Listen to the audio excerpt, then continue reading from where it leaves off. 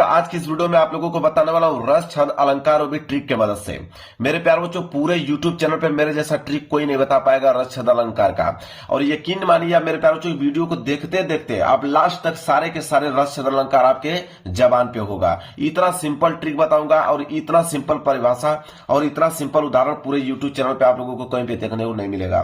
देखिए मेरे प्यारे बच्चों, रस, छंद, अलंकार की अगर हम बात करें तो 2 नंबर का रस पूछता है और 2 नंबर का छंद और 2 नंबर का अलंकार। मेरे प्यार चो टोटल 6 नंबर के पूछे जाते हैं, वो भी ट्रिक की मदद से बताने वाला। इतना सिंपल ट्रिक मेरे प्यार चो, आप बार वीडियो का पूरा देख लेते हैं। अगर आप वीडियो पूरा देख लेते हैं तो अच्छा सही कमेंट करके आप जाइएगा, इतना गारंटी लेता हूं मेरे प्यार बच्चों।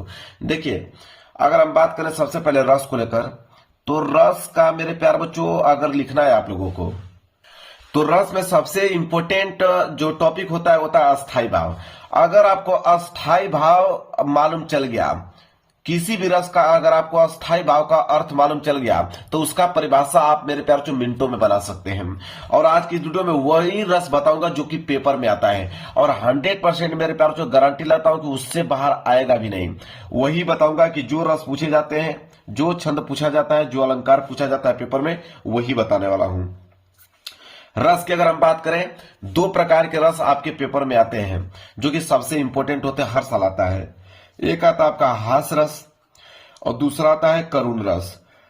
अगर हास्य रस का अस्थाई भाव अगर आपको मालूम चल गया और करुण रस का अस्थाई भाव अगर आपको मालूम चल गया, परिभाषा मिनटों में बना लोगे। कैसे? देखिए, हास्य रस का अस्थाई भाव क्या होता है, तो हास्य रस का अस्थाई भाव मेरे प्यारों चो हास होता है। इतना बात पहले नोट कर लीजिए, हास्य रस का अस्थाई भाव क्या होता है, हास होता है। और करुण रस का अस्थाई भाव क्या होता है, शोक होता है। यह बस इतना टॉपिक याद कर लीजिए, आप परिभाषा ऑटोमेटिक बन जाएगा। तो हास्य रस का अस्थाई भाव क्या होता है, हास होता है। करुण रस का अस्थाई भाव क्या होता है, शोक होता है। ये 2 वर्ड आपको याद हो गया। अब देखिए परिभाषा कैसे बनाते हैं।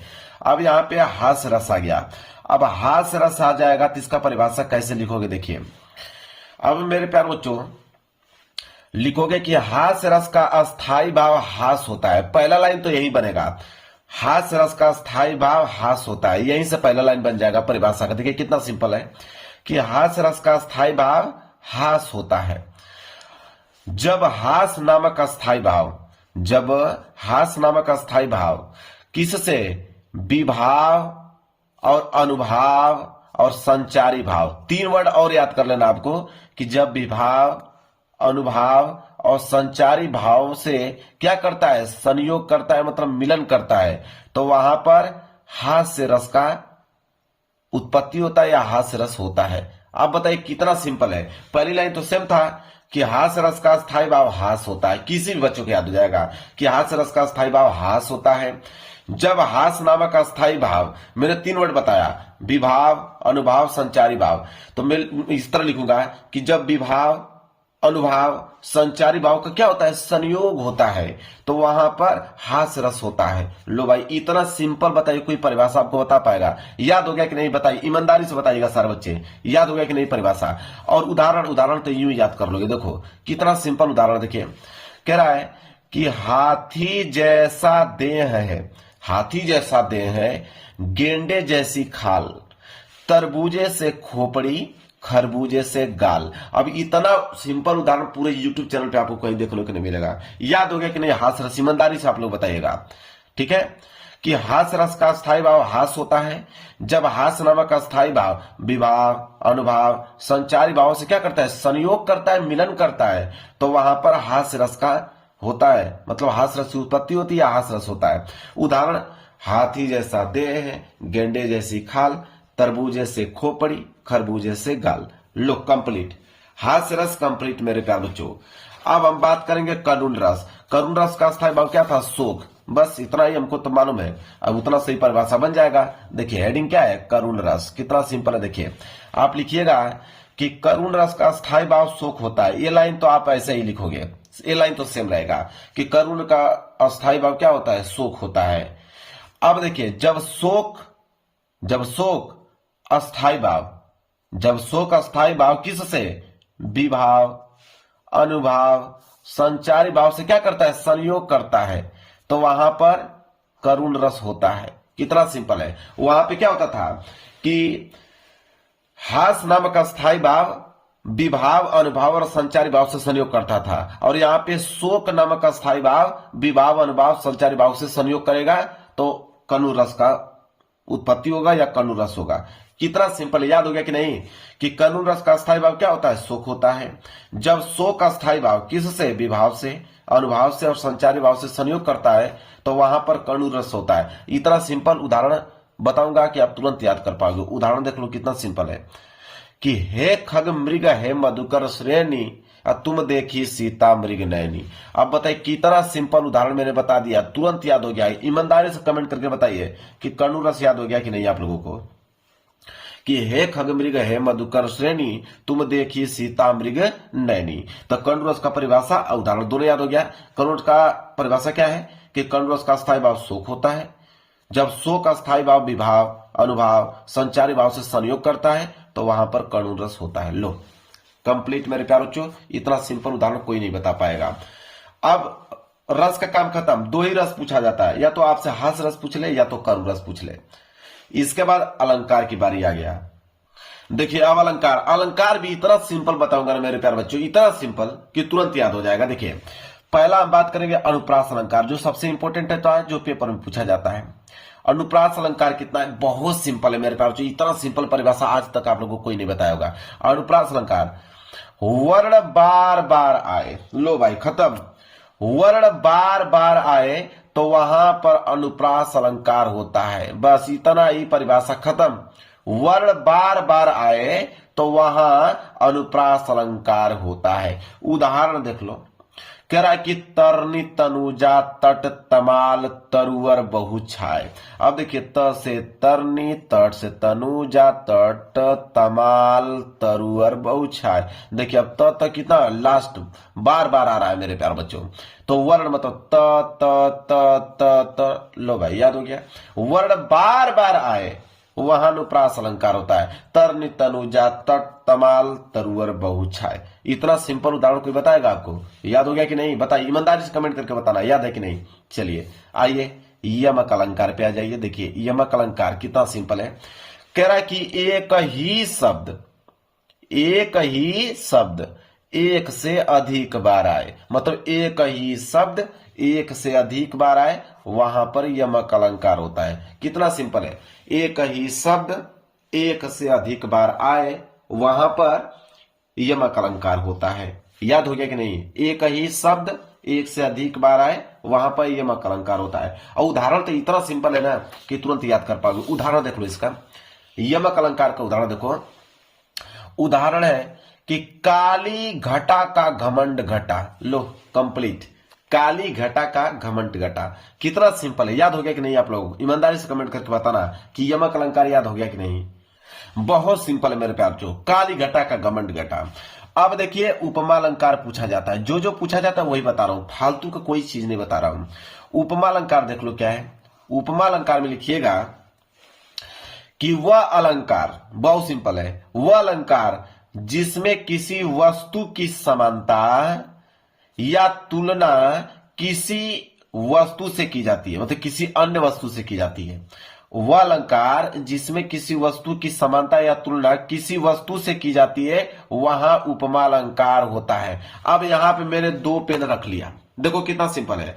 अब इस रेड पेन की तुलना मैं इस ब्लैक पेन से कर रहा हूं, वहां पे उपमा अलंकार होता है। लो भाई समाप्त। अब बताइए कितना सिंपल है, रेड पेन की तुलना मैं ब्लैक पेन से कर रहा हूं, वहां पे उपमा अलंकार होगा। अब यहां पेन ना रखकर मैं वस्तु रख दूं कि मैं लिखूंगा यहाँ पे कि वह अलंकार जिसमें किसी वस्तु की तुलना, इसे कोई वस्तु मानता हूं, किसी वस्तु की तुलना किसी अन्य वस्तु से की जाए वहां पे उपमा अलंकार होता है। अब इतना सिंपल कोई नहीं बताएगा, बता देता हूं, याद हो गया। और उदाहरण दो लेकर आया हूं, दो उदाहरण लेकर आया हूं। इतना सिंपल, दो उदाहरण लेकर आया हूं, इतना सिंपल कि एकदम सॉन्ग में याद कर लोगे। सॉन्ग मतलब गीत। देखो पीपल पात सरिस मंडोला, ये पहला उदाहरण हो गया। पीपल पात सरिस मंडोला। फूलों सा चेहरा तेरा कलियों सी मुस्काने, ये हो गया दूसरा उदाहरण। फूलों सा चेहरा तेरा कलियों सी मुस्काने, ठीक है, मतलब फूलों का तुलना यहाँ पे चेहरे से किया गया है और कलियों की तुलना यहाँ पे मुस्कान से किया गया है। ठीक है, बात खत्म यहाँ पे। पीपर पात सरिस मंडोला, पहला उदाहरण, फूलों सा चेहरा तेरा कलियों सी मुस्कान है। याद हो गया होगा आप लोगों को, ईमानदारी से बताइएगा कमेंट करके, याद हो गया कि नहीं? बिल्कुल, उपमा अलंकार भी खत्म।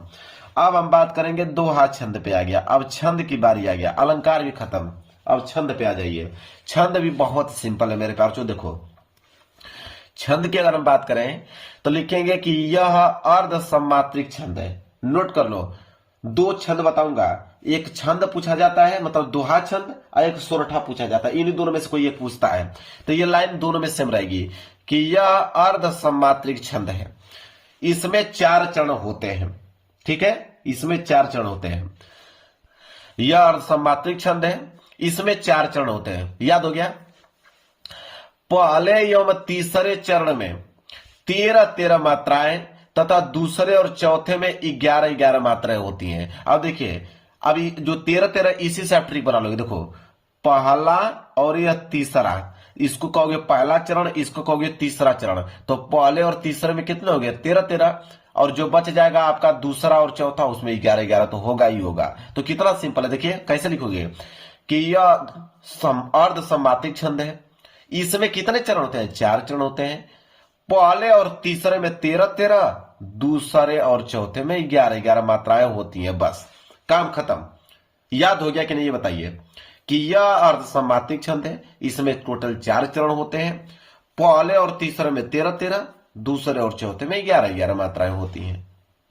अब उदाहरण देखिए, इतना सिंपल उदाहरण बताऊंगा ना मेरे प्यारे बच्चों, तुरंत याद हो जाएगा। तुरंत की अगर बात कर रहा हूं, देखिए, रईमन पानी राखिए बिन पानी सब सून, रईमन पानी राखिए बिन पानी सब सून, पानी गए न उबरे मोती मानुष चून। लो भाई, और देख लो, पहले और तीसरे चरण में कितने था? 13-13, और दूसरे और चौथे में कितना? 11-11। देख भी लो, 1 2 3 4, 4 2 6, 6 2 8, 2 10 और 10 3 13, इसमें 13 मात्राएं हो गया। पहले में, तीसरे में भी 13 होगा। 2 2 4 1 5 2 7 1 8, 8 2 10 1 11 11 2 13, इसमें भी 13 मात्राएं।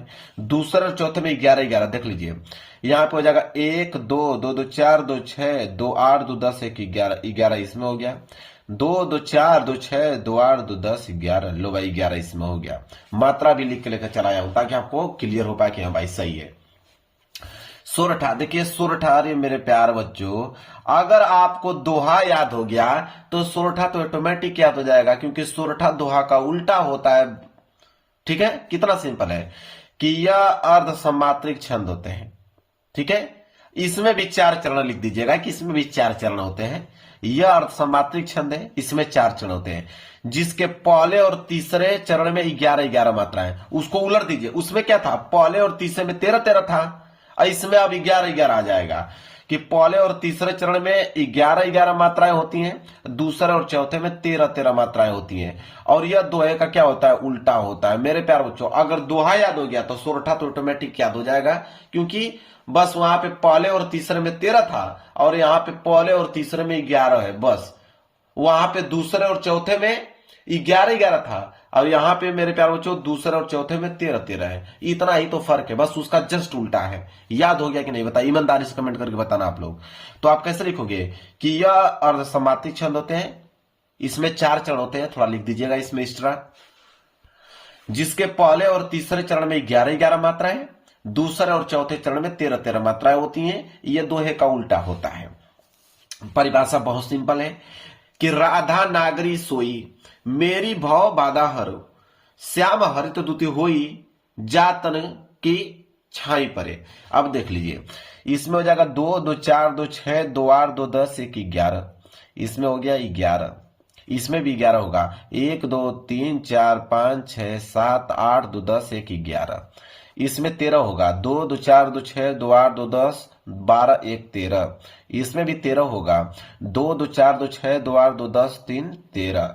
क्लियर है ना भाई? ईमानदारी के साथ देख लो। अब हो गया खत्म।